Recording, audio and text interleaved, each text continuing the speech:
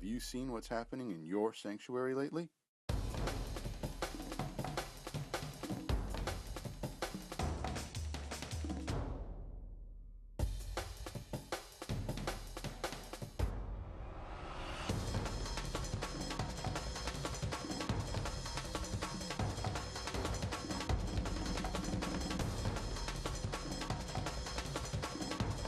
Join us right now for another episode of Your Sanctuary, a program that highlights what makes our National Marine Sanctuary so special and the people that keep them that way.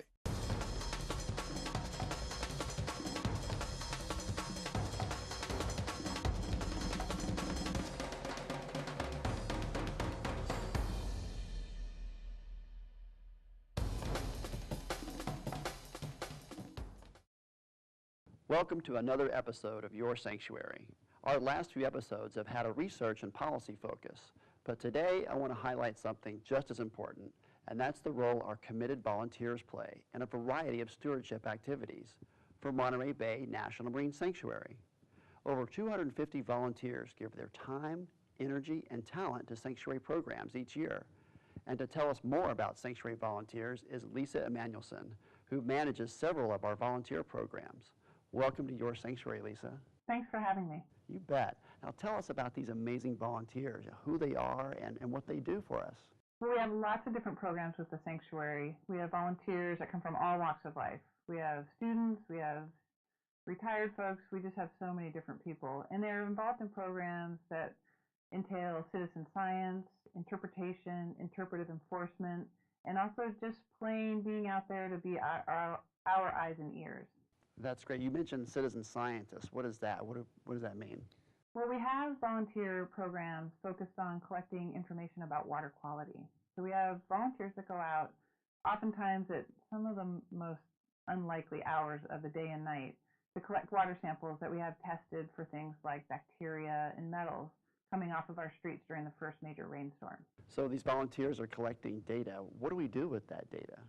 Well, the data is reported back to local cities, for example, for first flush, and then that helps the cities to decide where they're going to do different mitigation efforts to try and improve water quality that's flowing into the sanctuary.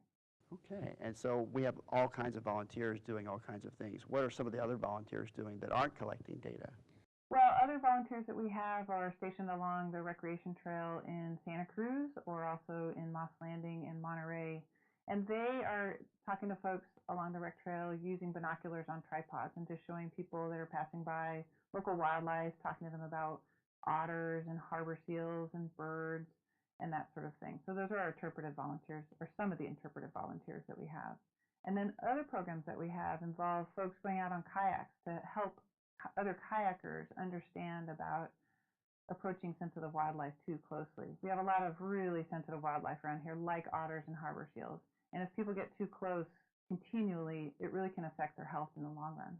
Well, that sounds like a lot of fun, actually, to be out on the water and be a volunteer for the sanctuary. Other opportunities to do things all year round, or is it focused on any particular time of year? Absolutely. We have lots of different programs for folks to get involved in. Not every program is available all year, but pretty much if you come to me any time of the year, I can find something for you to get involved in. That'll be a lot of fun, and it'll be contributing to not only the sanctuary, but to local information that we have. So if people are interested in volunteering, how do they do that? Do we just call the main line or what? Absolutely. People can call the sanctuary office's main line, or they can also reach us through our website. There's a tab for volunteer programs, and my name and number is listed on a lot of the volunteer program sections. Oh, great. Lisa, thank you so much for coming on to Your Sanctuary.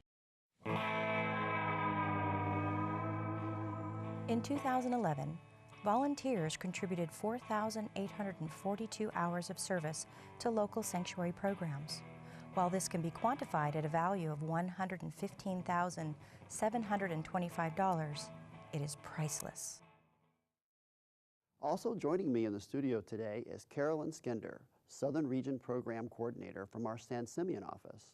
While Carolyn's role is multifaceted, her primary focus is the sanctuary's first visitor center, the Coastal Discovery Center at San Simeon Bay, which she operates in partnership with California State Parks.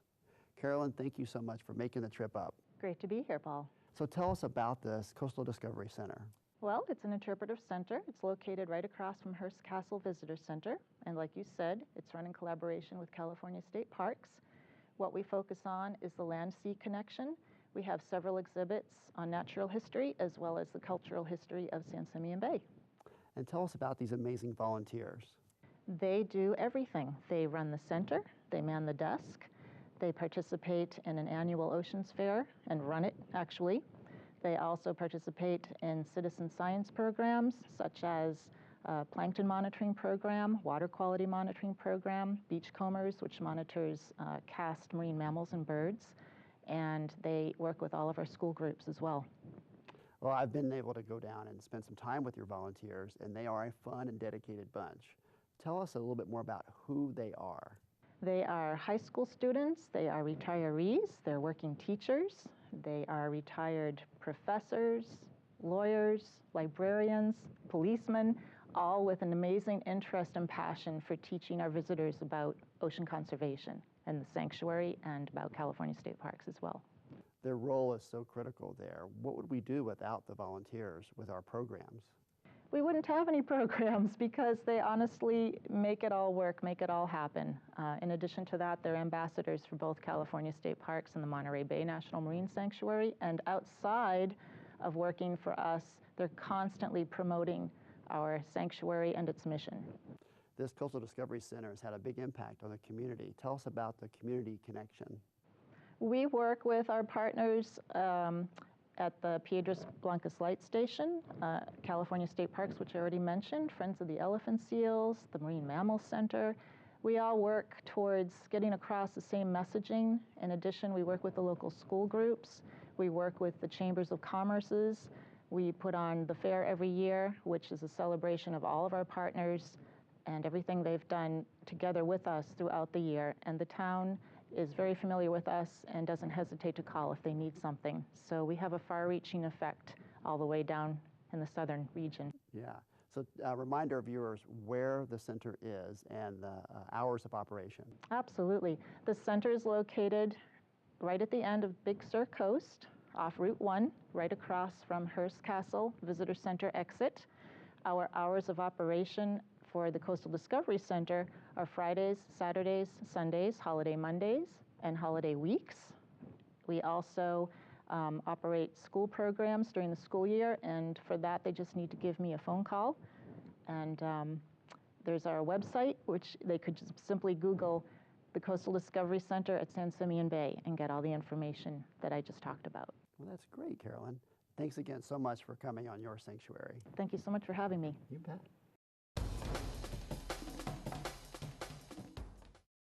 It's time for another hospitality segment on Your Sanctuary. You know, there are so many great restaurants on the Monterey Peninsula, so many great places to enjoy, great food and great ambiance. I'm here today on Fisherman's Wharf in Monterey, one of these special places, and I'm going to be visiting with Dominic Mercurio, who owns Domenico's and Cafefina. Fisherman's Wharf is such a famous tourist destination, but we see a lot of locals down here too. Why do you think Fisherman's Wharf is one of these special places that people come to time and time again? Well, a perfect example is right behind me. You know, we have the harbor. It's different every day when it's high tide, low tide, the surges, the boats coming in and out. They're hanging on for their dear life when there's a big current. The shoreline, it's almost soothing and relaxing. And people will just come here and sit, and sometimes they won't even speak, you know, just by staring at the shorelines. And the harbor life. I mean, the sea lions are playing all day. The pelicans are diving on a school of sardines. I mean, it's different every day. It's a real special place to come, and we take it for granted because we see it every day. We don't realize how fun these sea lions are to watch, chasing each other and trying to figure out how to get on that rail. People don't understand that, but it's really cool to watch. You know, they balance on a 2x6. It's sort of cool, you know. Dominic, tell us about Domenico's and Cafefina.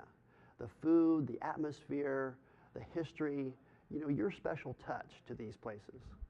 Well, you know, being born and raised here, coming from a fisherman family, on my father's side, and uncles, and on my mom's side, my uncle was a restaurateur, and he still is. He's been here, one of the best chefs on the Monterey Peninsula, is all we know is local. You know, we didn't know about Arctic char and scrod and tilapia. We knew how to cook local fish in season. You know, that was sustainable. We knew sustainable was normal. We hated the farmed aspect of the fishing because it was cutting into our family's livelihood. It affected the business. But, you know, we cook the things that we've been cooking for most of our lives. And we're good at it. I learned from grandparents, you know, grandmothers, grandfathers, local cooks, and that's what we did, is we ate our local fish. Plus, I got into about 15 years ago, we grow our own vegetables. I have a little ranch in Los Banos, and we grow all the heirloom stuff, all organic. And it's sort of those two things marrying each other. It's pretty tough to beat, you know, with now with salmon season and local sardines, and you get petrale sole. We realize how lucky we are to live here, and we're spoiled. You know, I was just up someplace, and you know, we were looking at these top restaurants, and there was no local fish. It was sort of a little disappointing, you know, but we try to strive on that. We want to support the locals. We want to do the right thing, and we've sort of did it before it was trendy, to be honest with you. That's what we do. You and your family have a strong and passionate connection to the ocean and to Monterey. Tell us about your relationship to this special place. Well, I'm here because my father landed here chasing those little sardines. Come from a fisherman family, like I said. My father started fishing sardines here at the tail end. He was the youngest brother, so the oldest brother came first, and they saved enough money for the next brother and the next brother. And anyway, by the time my dad got here, it was pretty much the tail end of the sardines. But he still ended up going on those purse seiners, and you know, those purse seiners still had to work even if the sardines thinned out. But and he ended up tuna fishing, I think, in South America is what he did. But my brother is in Alaska as we speak. I fished in Alaska commercially for 20 years. I fished out here, but it was more for sport. But my brother was a commercial fisherman. So, you know, my grandmother's neighbor were in the fishing business. Cafefina used to be the original Monterey Fish Company. That's where Monterey Fish Company started, and that was my grandmother's neighbors. So there's a big tie. I mean, and being in the fishing industry and knowing all the people that grew up in this area, we get first crack at a lot of stuff. We're lucky. You know, you could talk to my brother Sam, and somebody says, where did the halibut come from? And he'll call some guy that was fishing halibut and say, hey, Anthony, where'd you get, you know, where are they getting the halibut right now? You know, what's going on? And boom, he'll tell them right away, you know. And so Monterey is a special place. Fisherman's Wharf has carried Monterey on its back for 100 years. I mean, there's no question about it. Monterey is a special, special place.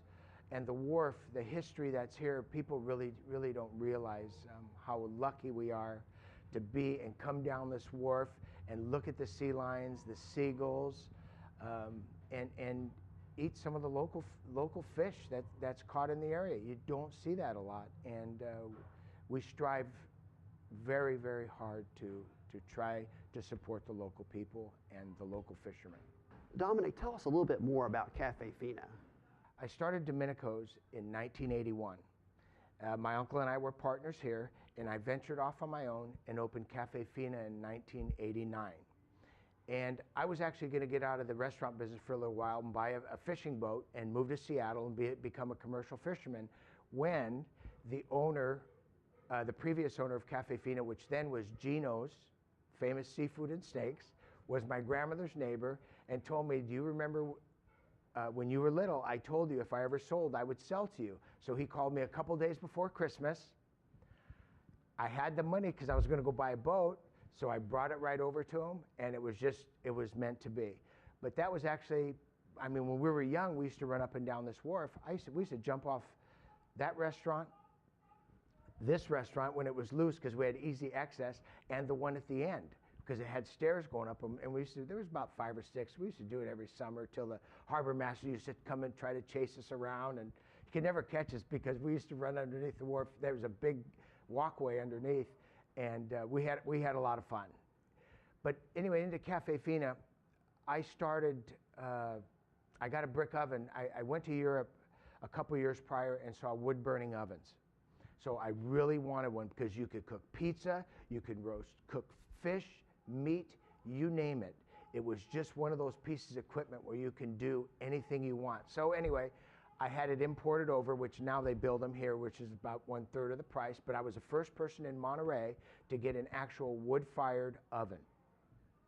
We were making our own pasta. That was sort of a special deal now. And I think we're one of the few places that actually make it on premise. We do the linguine, fettuccine, angel hair, fusilli, and anything special that we do. And we do the flavored pastas and things like that. Dominic, a lot of celebrities and famous people come to Monterey and the Fisherman's Wharf. I bet some of them come to Cafefina, right? Well, you know, you've seen the pictures, so that's why you're asking. You know, we're very, very lucky. We've had, I mean, Joe DiMaggio. How many people can say they have a picture and a signed baseball with Joe DiMaggio? John Madden, the football guru. I mean, the one that started X's and O's on the telestrator. Payne Stewart, you know, Joe Pesci. It goes, I mean, it goes on and on. But the memories with these people, I remember when Jay Leno came in. He was here for the car show, obviously. And so I make this beautiful seafood spread for him. I got all these special things lined up for him. He wanted a sausage pizza. He doesn't eat seafood. I was not happy about that, but there's nothing you could do. He was allergic to seafood. It was all he wanted, a sausage pizza, which was fine. But it was funny, you know. You get in your mind, everybody likes fish. Not everybody likes fish, you know. But some of the other celebrities, you know, of course, a lot of golfers because of the Pebble Beach area, and Goldie Hawn, Mario Andretti. You know, it goes on. Just cool people that have great stories. And have left a lot of great memories and become friends. And, you know, along with repeat customers, it was great getting a call direct from the track from Mario Andretti making a reservation, or Johnny Miller. You know, that's a pretty cool thing, you know. And John Madden's a very good customer of ours, and we met in the restaurant. It was about 21 years ago. He was walking up and down the wharf, and all he wanted was clam chowder. So he was with his wife, and he was sort of trying to stay low-key. 6'6", doesn't stay low-key. So I walked up to him, and I said, "What are you looking for? You looked at this menu 3 times. What do you want?" He goes, "I'm just looking for some good clam chowder." So I said, "Go sit at that table. I'll bring it to you. If you don't like it, don't pay and don't come back." He came back 7 Sundays in a row. We ended up being friends. He asked me if I knew some guys that liked to play poker, and he had some guys, and we've been the same playing cards, the same guys for about 21 years. A couple have changed and passed on, but John and I are now partners. We have the ranch. That's where I grow all my vegetables for the restaurant, is in Los Banos, and it's JD Farms, which is John and Dominic, and we've been friends ever since, and it's been a great relationship. And then just someone walking down the wharf to come and have some good clam chowder, and that's how it started. Our next segment is Sanctuary Heroes, which is a shout out to our ocean champions.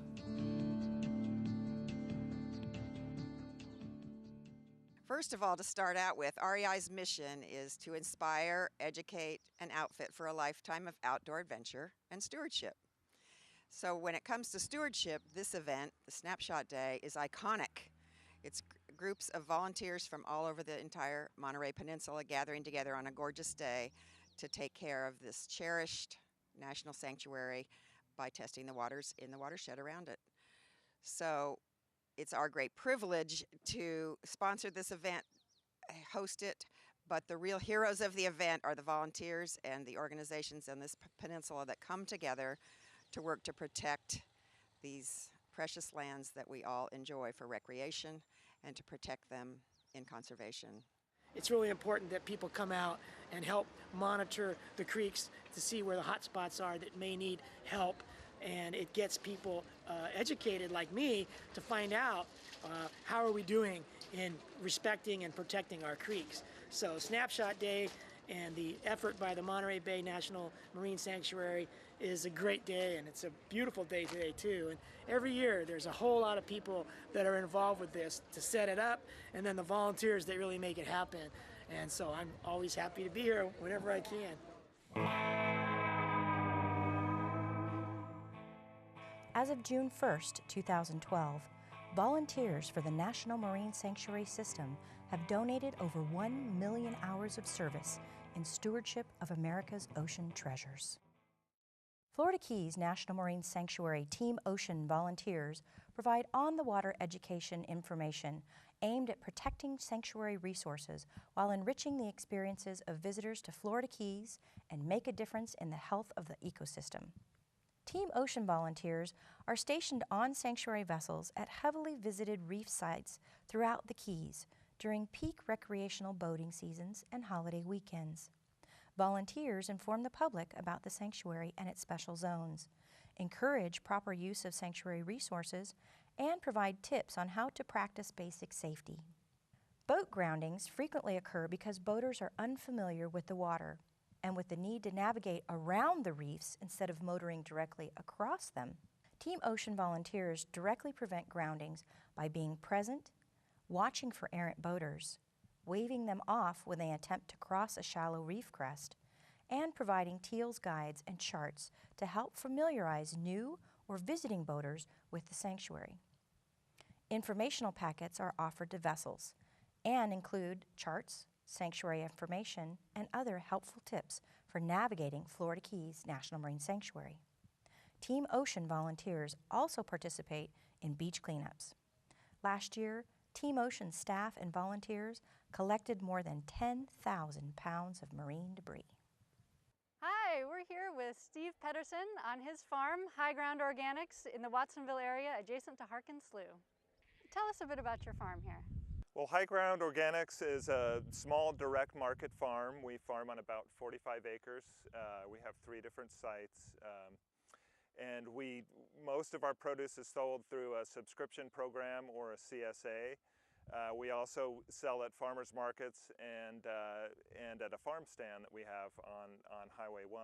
So we sell a wide variety of vegetables and fruits too. We have a pear orchard, apple orchard. We grow blueberries and strawberries as well. So Steve, how did you originally get into farming? As it turns out, my uncle was one of the early organic farmers in this area. He'd been farming here since the late 60s, early 70s. And when I was a kid, I would come up and work on his farm during my breaks from school in summer, and that was my first introduction to it. So, Steve, how is your farm connected to the ocean? It's very closely connected. We're actually right on Harkins Slough, which is one of the biggest fingers of the Watsonville Slough system. So it flows actually right out into the Pacific Ocean, not more than 2 miles from here. So we're very, very closely connected. At High Ground Organics, you're doing a lot to set yourselves apart in terms of environmental stewardship. Tell us about some of the things you're doing on your farm to make a difference in the Monterey Bay National Marine Sanctuary. Our whole approach is kind of shaped by being in a very sensitive area. We've kind of taken an approach to managing it based on the fact that all of the agricultural runoff from the farm would end up right in the slough itself. So a lot of things that we do are based around that. We've a lot of the real steep erosive hillsides we put into perennials so that there isn't exposed soil during the winter time. They're stabilized. We also, for the annuals and the vegetables that we grow on contour, which is kind of a unique around here. Most growers put their beds going up and down the hillsides, which expose them to erosion. We also have taken certain sensitive areas out of production and planted riparian trees and buffer strips so that they're stabilized from runoff and winter rains. So. Steve, who do you collaborate with to improve environmental stewardship on your farm and on other farms in the region? We've worked with quite a few different groups, including the RCD, Resource Conservation District, the NRCS, the Natural Resources Conservation District, and to a certain extent with the University of California, the cooperative extension. The NRCS has been particularly helpful. We've had contracts through their EQUIP program to make improvements based around conservation here. They've also had advisors that have helped advise us on planting cover crops and different practices like that. So all in all, we've had quite a lot of help. Why is ocean conservation important to you? Well, I have 2 kids and we enjoy spending time at the ocean itself, but it's our habitat. It's extremely close. Our farm runoff ends up directly going into the ocean, and I fully realize that as a farm, we can have a critical impact in that area.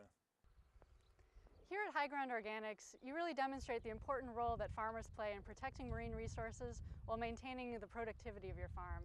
We really want to thank you, Steve, for making a difference through water quality stewardship. We started our Sanctuary on the Street segment to find out what you think about sanctuary subjects. Let's go to Steve Elsie right now and see what he's discovered. We are here at the Farmers Market in Old Town Monterey.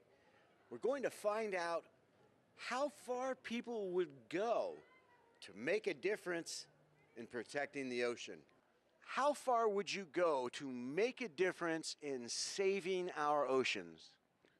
Well, I can't actually answer that question because I don't know what my viable options are for what I could contribute.